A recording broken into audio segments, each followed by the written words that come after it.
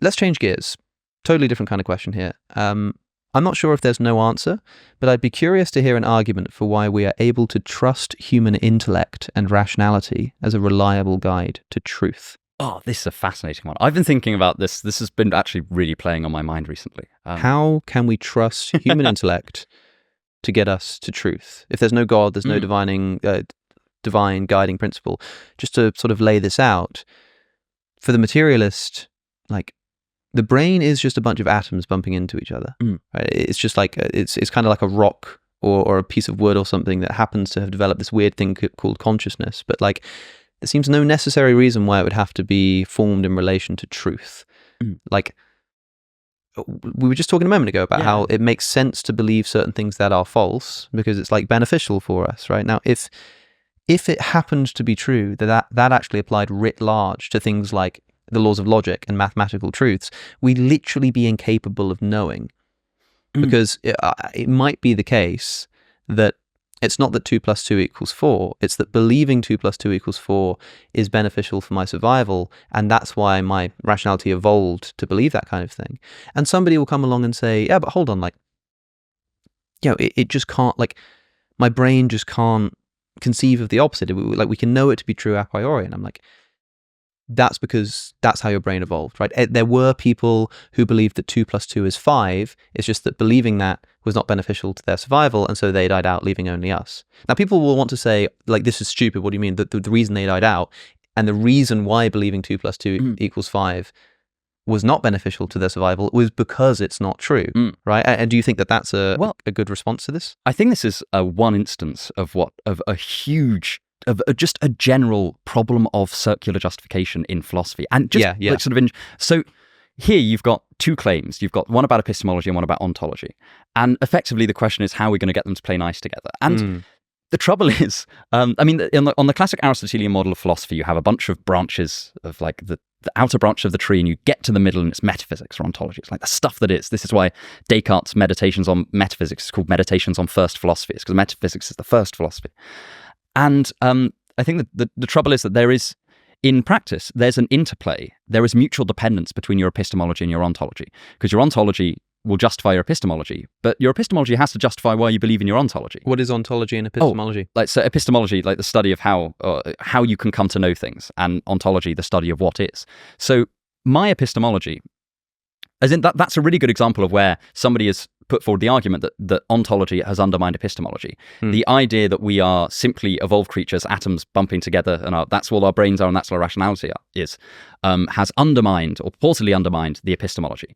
And then this is kind of fascinating, right? But then you have to assume the reliability of epistemology in order to come to any sort of ontology. Yeah. So when the theist, it's not just that the theist argument is circular when they would say, oh, well, God would ground that. It's like, well, but prior to God grounding it, how do you know what's the preconsidered reliability of your epistemology that has allowed you to know that your reasoning chain from God existing to the reliability of your epistemology works? But this is sometimes posited as a problem for the theist, but it's not. It's a problem for everyone. It's a problem for everyone, right? It's because of this. It's because what we know is predicated on what we think is, and what we believe is the case is predicated on what we think we can know. Yeah. So we'll break this down, even if just for your sake, Alex.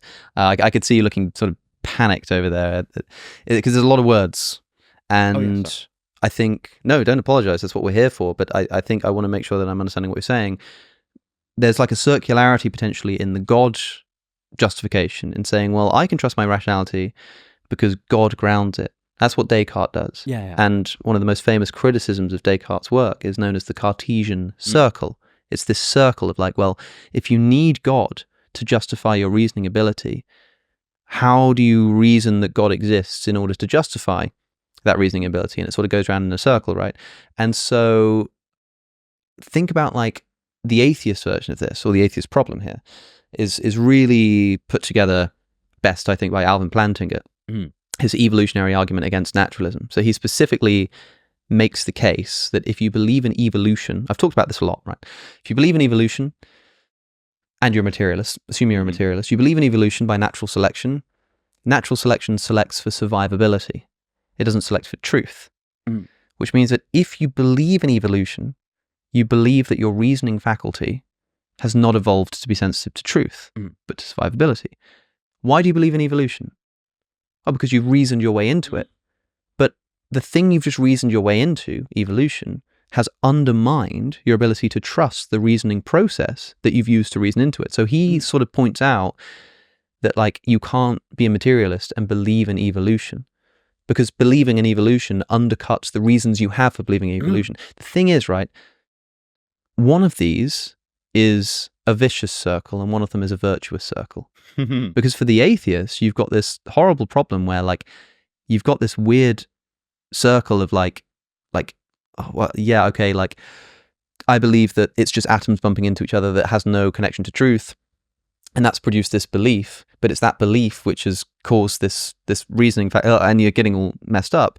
You know, the theist goes around in a circle, but they say, okay, sure, it's circular, but we all have to start somewhere, and everyone's circular in some degree, but my circle is one that says, well, God justifies reason because he's an agent who is, you know, the foundation of truth and gives us access to truth, and yeah, sure, I've used my reasoning faculties to get there, but that circle is like consistent and self-contained and gives you this access to truth, even though it's still circular.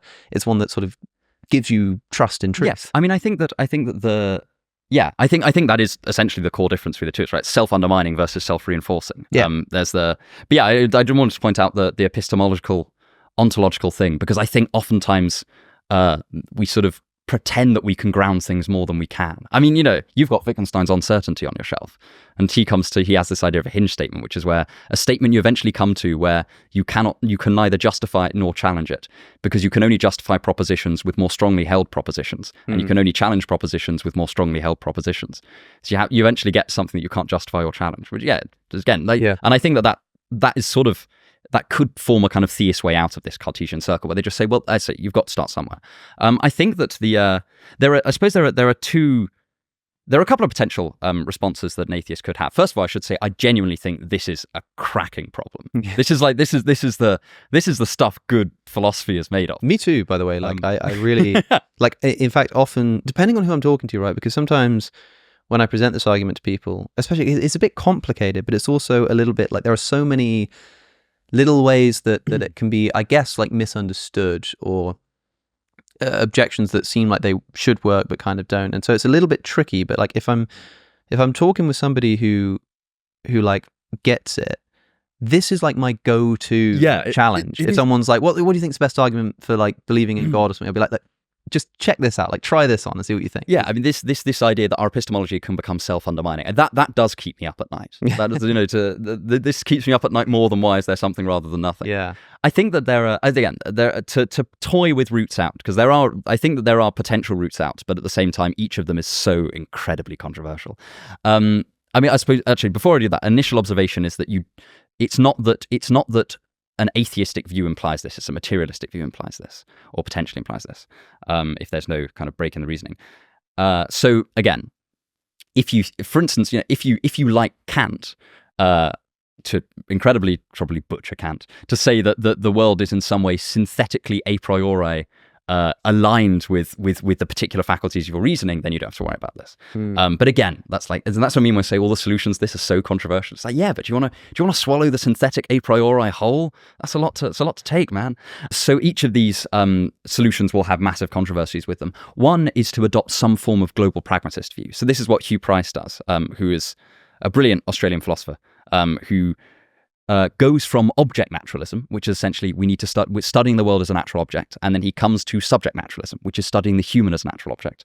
And then he says, well, if you're studying the human as a natural object, we use all kinds of weird non-natural terminology like truth and the whole of maths and like loads of stuff that at first glance is a bit non-natural. And so he says, well, if we're going to be consistent naturalists, we need to study the human as a subject naturalist project. And so he comes up with an idea of truth, which is the same boat principle, which again, it's been a while since I read Price, so don't quote me on this. But this idea, he takes truth and abstracts it from the stuff that is useful. So he gets around it by in a way that I won't attempt to recall the details of, because I know that I will misquote him. Takes the things that are useful to humans and then abstracts truth away from that as the thing that is generally the principles of how we come to have truth is the principles of the principle of the stuff that will be useful as a general rule. And sure, it will sometimes break with utility, but it's kind of the best fit we've got. And that's kind of how he gets at it. Of course, the difficulty with that is it's a fundamentally anti-realist conception of truth. Yeah, this is like it is almost idealist in the way that it sets up the human investigative project. But it's a definition of truth that means that we can be sure that, or we can be pretty sure that our reasoning is true because we've defined truth relative to the human. And this is kind of this touches upon an interesting point regarding generally a pattern that I notice between atheist and theistic reasoning. Again, to generalize, is that oftentimes you will have the theist want to have something human grounded in metaphysics, and the atheist will often take something that is purportedly metaphysical and attempt to ground it back in the human. So like the classic one is quite a lot of metaphysically minded people will say, well, how does maths work? And they'll want to say something like, well, maths works because it's grounded in these Platonic eternal truths. That's why maths works. And lots of less metaphysically minded people want to say something like, well, maths works because we've designed it to work. It's a tool, and if the world was different, maths would be different. And maybe truth kind of works in the same way. Yes, so that would be, again, to just illustrate like general explanatory differences between competing philosophical tendencies or philosophical predispositions. I think that really cuts at something, and I think that those that are very, very sympathetic to explaining the metaphysical in terms of the human will love something like Price's idea of truth, because it connects something weird and a bit fuzzy and seemingly immaterial, like the truth relation. That's odd on the face of it, right? I can say a statement, it latches on something in the world, and that becomes true. On the face of it, that's kind of really weird and sort of non-naturalistic. And Price linking it back to naturalism, I think, would be very satisfying for some people. But on the other hand, you've lost like hardcore realism about truth. Yeah, I guess in part because of this consideration, just sort of been committed, I think, recently to this kind of view of truth, that becomes like a sort of anti-realist view of truth. That truth is not as traditionally thought of, that there is just this reality that our minds latch onto. I mean, maybe, at least maybe that's the case. It's just that you can't know that that's the case. And so that the way that you're in practice using words like true and using and sort of granting assent to propositions and saying, I believe this is true, recognizing as a materialist what my brain is, how it evolved, how it functions. Like, I don't think I so much have to like abandon truth as rethink like what truth means. Yes, but then you hear a theist saying something like, those who don't believe in God, they've abandoned truth, and you're sort of like, maybe, maybe redefine actually. Truth. I mean, it's also worth noting this type of anti-realism about truth doesn't have the same implications as somebody saying truth is relative, because here truth is not relative, and here truth is not subjective. It's not, it's as anti-realist theories of truth go, this is not a bad one, but it's still an anti-realist theory of truth, and that is such a massive pill to swallow. I mean, for instance, this is not saying all statements are false, which classically is self-contradictory. But you're right. Anti-realism about truth is a really tough pill to swallow. I mean, depending on how good your grounding of truth is in naturalistic principles, it can be that you can get truth to do still lots of the same things that you'd want it to do anyway. Right. But again, it kind of, again, this is what I mean about I think some of these questions are an issue of philosophical predisposition, because if I was more metaphysically minded, I would just reject that out of hand. I'd say, what do you mean? Like, how is this anti-realist definition of truth useful, if not because it's true? Right? You're saying truth is abstracted utility. Why is it useful? Like, what is ontologically grounding that? And I think that is that philosophical instinct to ground something human in something metaphysical. And again, I feel like it is those competing intuitions clashing in this debate around the grounding of truth.